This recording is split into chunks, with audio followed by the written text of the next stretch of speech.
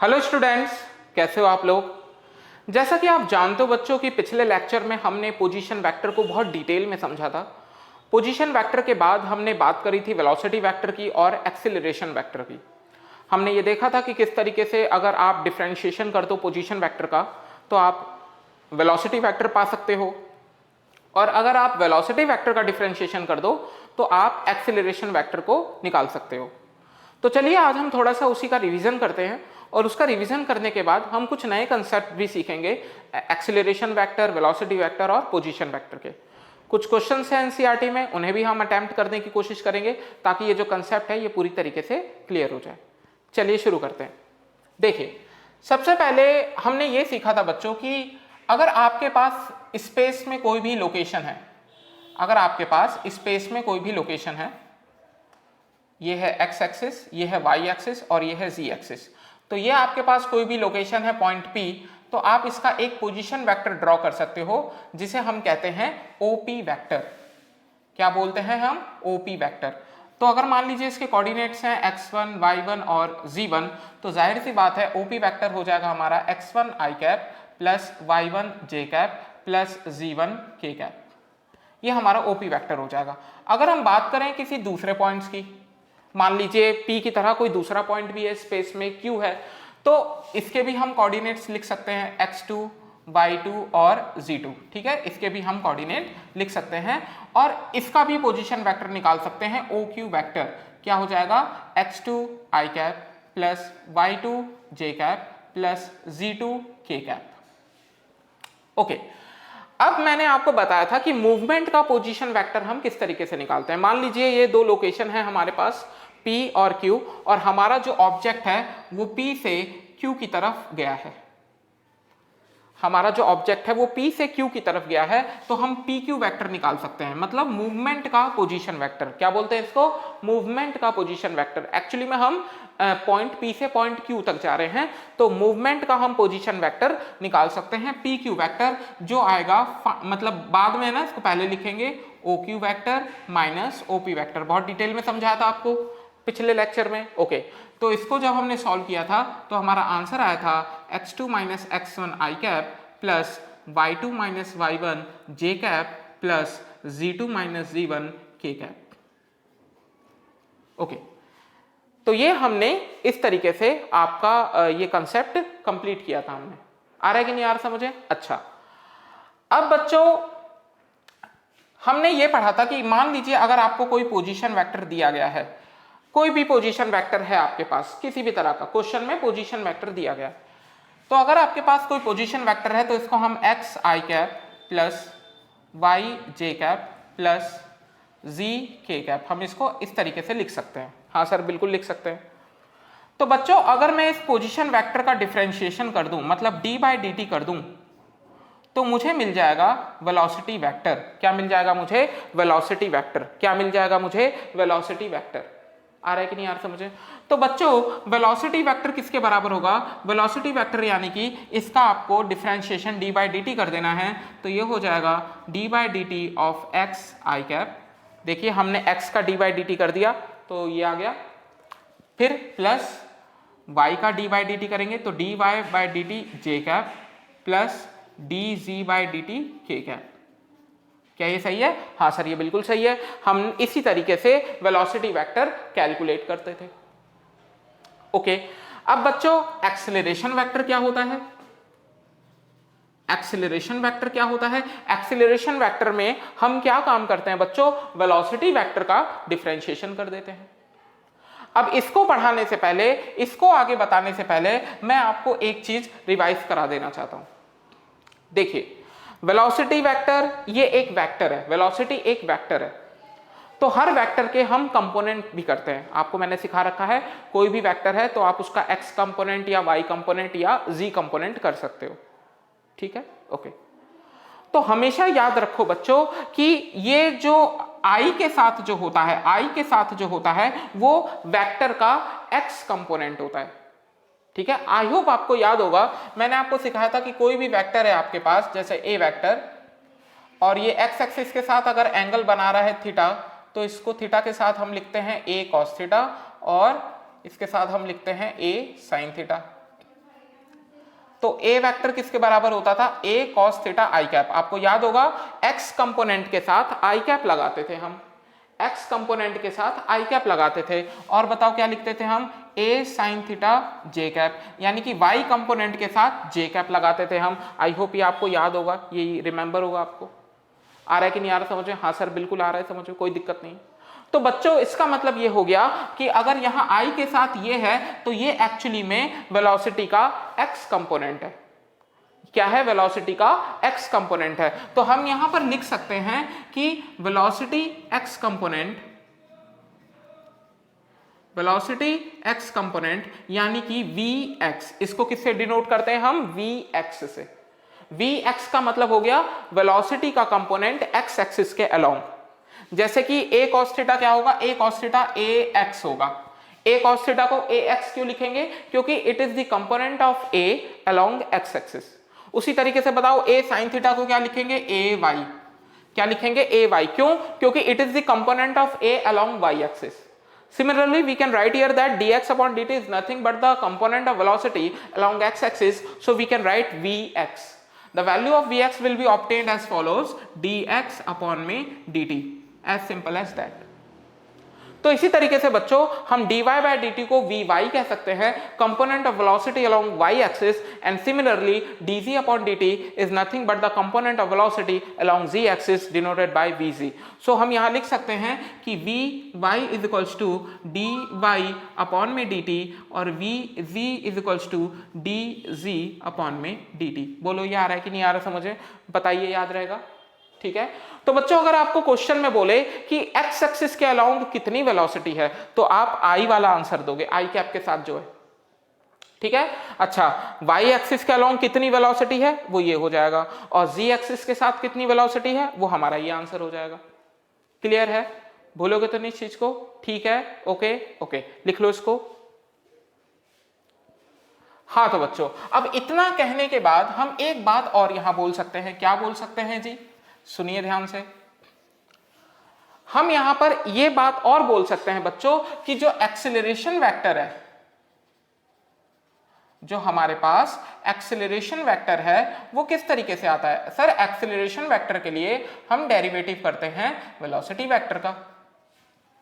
Acceleration vector के लिए हम डेरिवेटिव करते हैं वेलोसिटी वेक्टर का। बिल्कुल सही बात है। तो बच्चों अगर मैं वेलोसिटी वेक्टर का डेरिवेटिव करूं तो हमें मिलेगा, अब देखिए हम यहां लिख सकते हैं d by d t of velocity vector है v x i cap plus v y j cap plus v z k cap. बोलो आ रहा है कि नहीं आ रहा समझे? हमने वी एक्स वी वाई और वी जी को इसकी जगह सब्स्टिट्यूट कर दिया, ठीक है। अच्छा अब हम इसका डिफरेंशिएशन करेंगे तो हमें एक्सेलरेशन वेक्टर हमें मिलेगा d by d t of v x i cap plus d by d t of v y j cap plus d by d t of v z k cap. क्या ये सही है? हाँ sir, acceleration vector के लिए हमने again velocity को derivative कर दिया और हमें एक्सेलरेशन वेक्टर मिल गया। तो बच्चों जिस तरीके से आई के साथ वेलोसिटी का वेक्टर था एक्स एक्सिस का, उसी तरीके से आप ये बताइए कि what is the acceleration x component. Acceleration का एक्स कंपोनेंट क्या होगा? जो आई के साथ होगा, ठीक है। तो हम यहां क्या लिख सकते हैं बच्चों, आप खुद लिखिए साथ में कि acceleration x component that is a x. इसको किससे डिनोट करेंगे बच्चों हम? ए एक्स से, यानी एक्सेलरेशन का एक्स कंपोनेंट। तो इसका ये हो जाएगा हमारा d by d t of v x. उसी तरीके से ए वाई कंपोनेंट कितना होगा? D by d t of v y. और ए वी कितना होगा बच्चों? ये हो जाएगा d by d t of v z. तो कितनी आसानी से हम यहां पर एक सिंपल पोजीशन वेक्टर से वेलोसिटी वेक्टर निकाल सकते हैं, वेलोसिटी वेक्टर से उसके कंपोनेंट्स निकाल सकते हैं और एक्सेलरेशन वेक्टर से इसके भी कंपोनेंट निकाल सकते हैं। आ रहा है कि नहीं आ रहा समझे? ठीक है, भूलोगे तो नहीं इस चीज को, याद रहेगा। ओके, लिख लीजिए इसको। ओके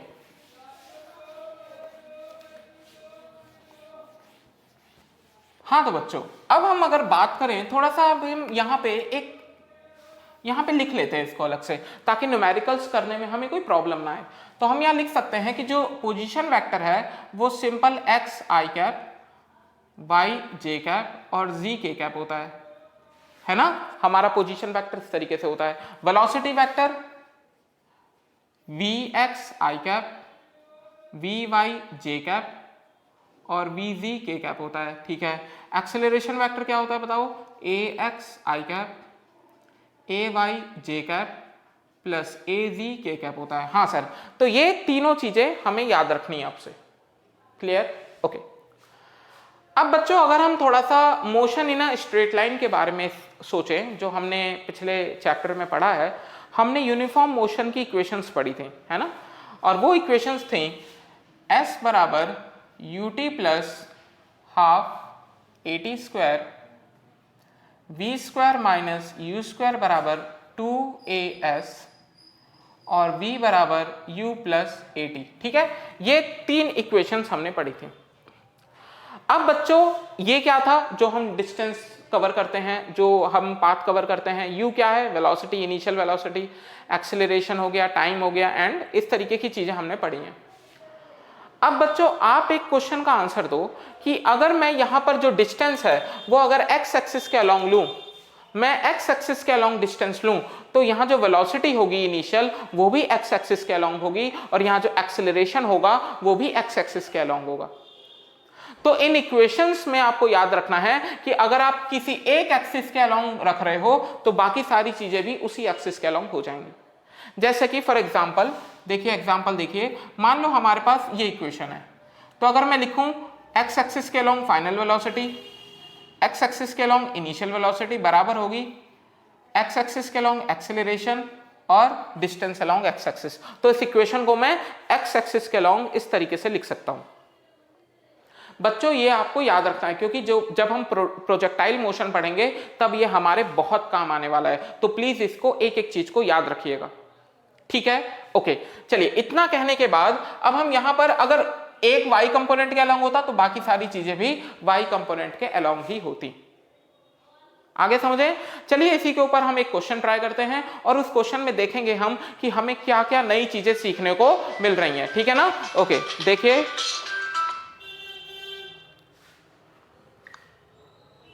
ओके क्वेश्चन है बच्चों, ये आपकी एनसीईआरटी का क्वेश्चन है। क्वेश्चन है a particle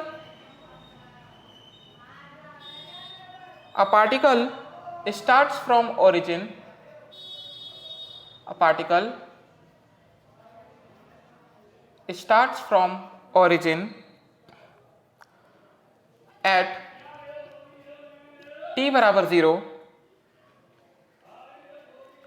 with velocity v is equals to 5 I cap, acceleration 3 I cap plus 2 j cap. पहला क्वेश्चन पूछा गया है व्हाट इज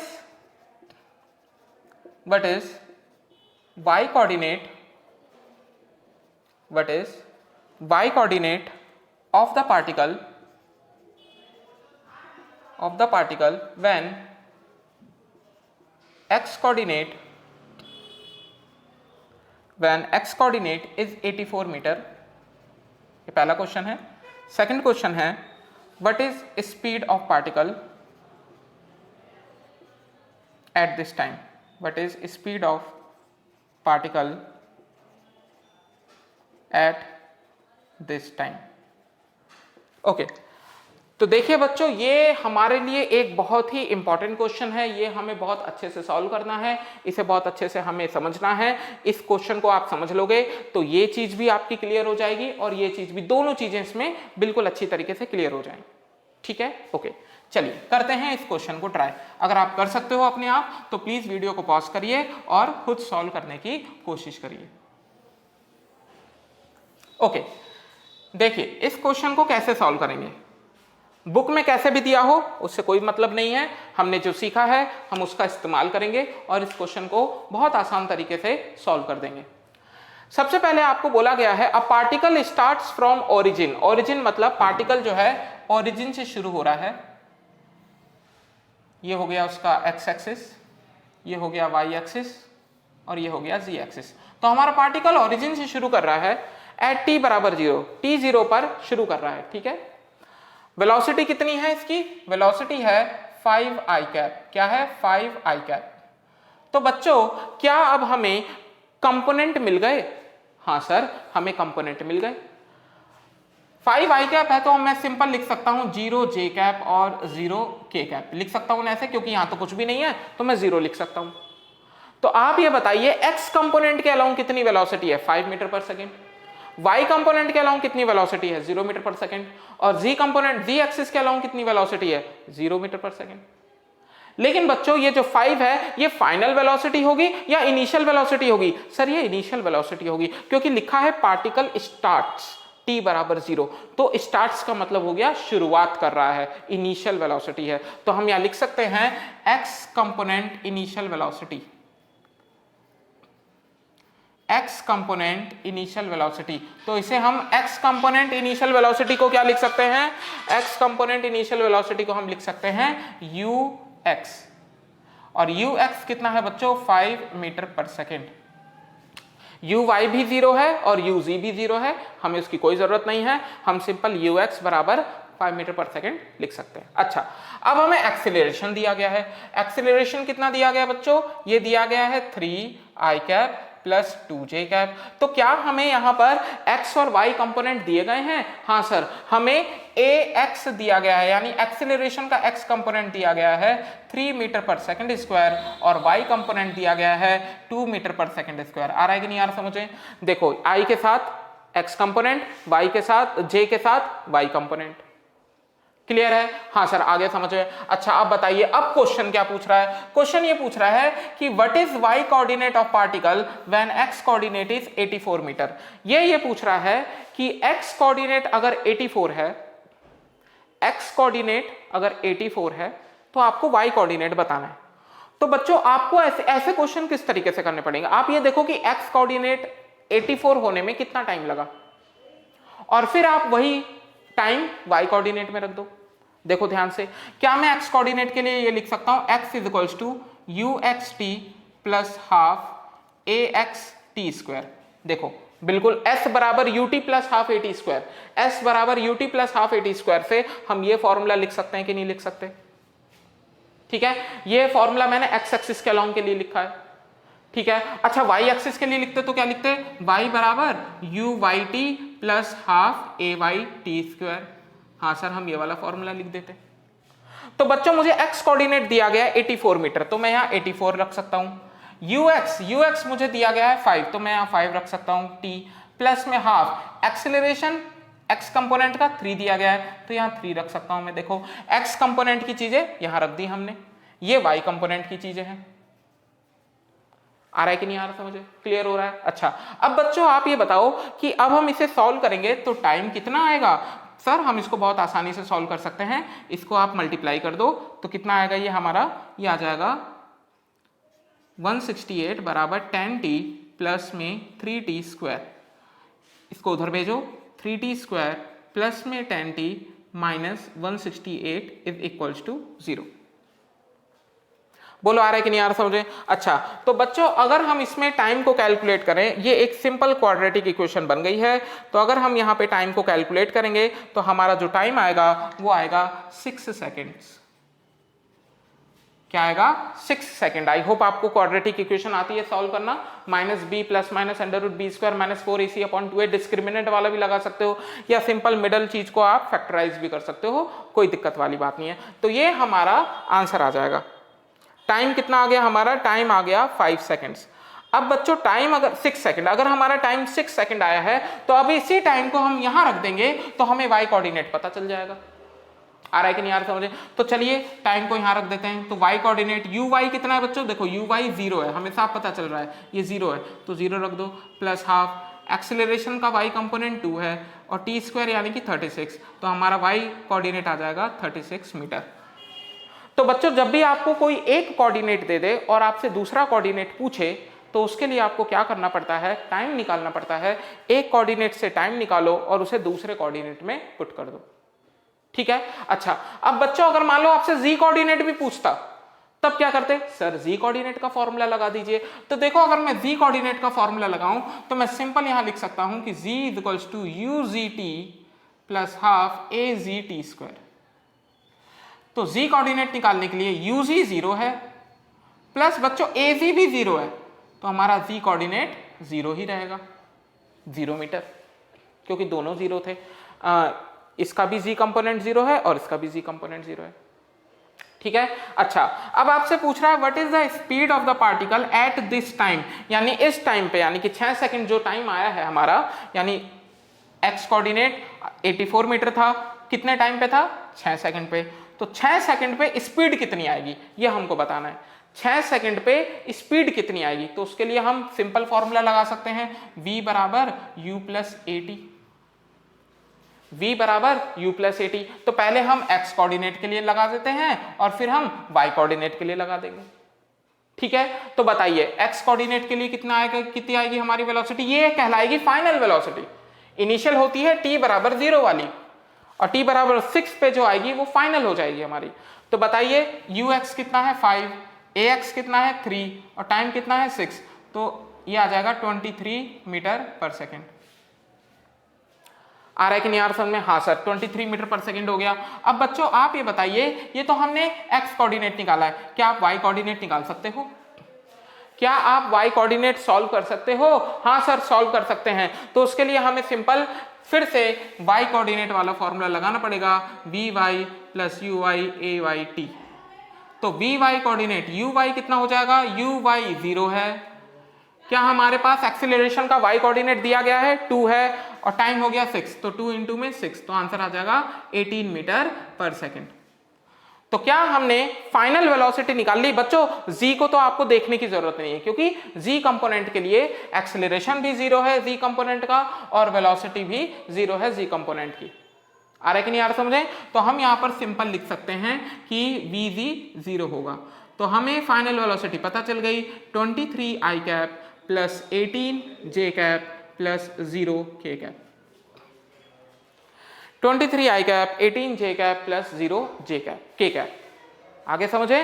तो इस तरीके से हमें ऐसे क्वेश्चंस अटेम्प्ट करने चाहिए, इस तरीके से हमें ऐसे क्वेश्चंस करने की कोशिश करनी चाहिए। क्लियर है? ठीक है ना? तो याद रखना बच्चों, आपको ऐसे ही क्वेश्चन सॉल्व करना है, x कंपोनेंट अलग लेना है, y कंपोनेंट अलग लेना है। जो हमने इक्वेशंस ऑफ मोशंस अभी तक पढ़ी हैं वो हम x कोऑर्डिनेट के लिए भी अप्लाई कर सकते हैं और y कोऑर्डिनेट के लिए भी और z कोऑर्डिनेट के लिए, ठीक है। तो चलिए एक और क्वेश्चन मैं आपको दे रहा हूं, उस क्वेश्चन को मैं आपको हिंट दे दूंगा कि किस तरीके से करना है और आप अपने आप ट्राई करने की कोशिश करना, ठीक है। लिख लीजिए इसको, okay.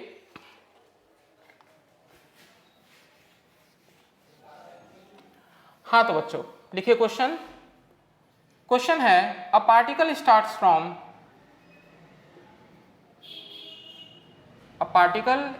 From origin at t बराबर 0 with speed i cap plus j cap. देखिए, या फिर हम इसको सिंपल आई कैप कह देते हैं। हमारी जो स्पीड है वो आई कैप से शुरुआत हो रही है। किससे शुरुआत हो रही है? आई कैप से शुरुआत हो रही है। चलो आई कैप से शुरुआत हो गई, अच्छी बात है। अब आपको आई कैप से अगर शुरुआत हो चुकी है तो आपको बताना है, एक्सीलरेशन भी दिया गया है बच्चों, एक्सीलरेशन आपको दिया गया है 0 आई cap plus 2 j cap. Acceleration भी आपको दिया गया है। तो आपसे पूछा गया है पहला question, what is y coordinate? What is y coordinate when x coordinate is आपको y कोऑर्डिनेट बताना है जब हमारा x कोऑर्डिनेट है 10 मीटर। और सेकंड आपको बताना है also calculate final velocity. Also calculate final velocity. आपको क्या बतानी है? फाइनल वेलोसिटी भी बतानी है और आपको क्या बताना है? y कोऑर्डिनेट जब x कोऑर्डिनेट 10 मीटर हो। तो प्लीज बच्चों बिल्कुल जैसे हमने इस क्वेश्चन को सॉल्व किया है बिल्कुल इसी तरीके से इसको भी आप देख देख के ऐसे ही सॉल्व करना, बिल्कुल ऐसे ही आप एक्सप्रेशंस निकालना, टाइम निकालना। ये आसान क्वेश्चन है, इससे टाइम बहुत आसानी से आ जाएगा, और टाइम आ जाएगा तो उसे y कोऑर्डिनेट में रखोगे तो y कोऑर्डिनेट आ जाएगा। x कोऑर्डिनेट आपको कितना दिया गया है, x कोऑर्डिनेट आपको 10 मीटर दिया गया। ठीक है बच्चों, तो आप इसकी प्रैक्टिस करिएगा, इसको अच्छे से रिवाइज करिएगा, इसको अच्छे से पढ़िएगा, और जब आप इसको अच्छे से पढ़ लोगे, रिवाइज कर लोगे, तब हम वेलोसिटी वेक्टर के बारे में रिलेटिव वेलोसिटी का कंसेप्ट देखेंगे। रिलेटिव वेलोसिटी में भी वेक्टर का कंसेप्ट लगता है बच्चों। हम किसी भी वेलोसिटी की डायरेक्शन बना सकते हैं ना, तो जो रिलेटिव वेलोसिटी हम निकालते थे VAB, यानी velocity of A with respect to B, VA minus VB, तो उसकी भी हम डायरेक्शन बनाना सीखेंगे। जैसे हमने पोजीशन वेक्टर बनाना सीखा, रिजल्टेंट बनाना सीखा, उसी तरीके से हम रिलेटिव वेलोसिटी को भी बनाना सीखेंगे, ताकि हमारा ये जो कंसेप्ट है वेक्टर का वो हर जगह अप्लाई हो जाए। वेक्टर का कंसेप्ट आगे तक फिजिक्स में है, आगे तक काम आएगा आपके। आपका ये बेस तैयार हो रहा है वेलोसिटी का, वेक्टर का, सब चीजों का, तो प्लीज आप इसको ध्यान से सुनिएगा, ध्यान से देखिए, ध्यान से रिवाइज करिए। अगर इस वाले क्वेश्चन में किसी तरह का कोई डाउट रह गया हो बच्चों, तो मैं आपसे रिक्वेस्ट करूंगा कि आप जो है इस लेक्चर को फिर से देखो, ताकि इसमें जो भी आपको बातें बताई गई हैं वो आप दोबारा से देख सको, दोबारा से पढ़ सको, और आपका अच्छे से रिवीजन हो जाए। आ रहा है कि नहीं आ रहा समझे? तो अब हम मिलेंगे बच्चों आपसे अगले लेक्चर में एक नए टॉपिक के साथ, जिसका नाम है velocity vector of relative velocity. उसको ड्रॉ करना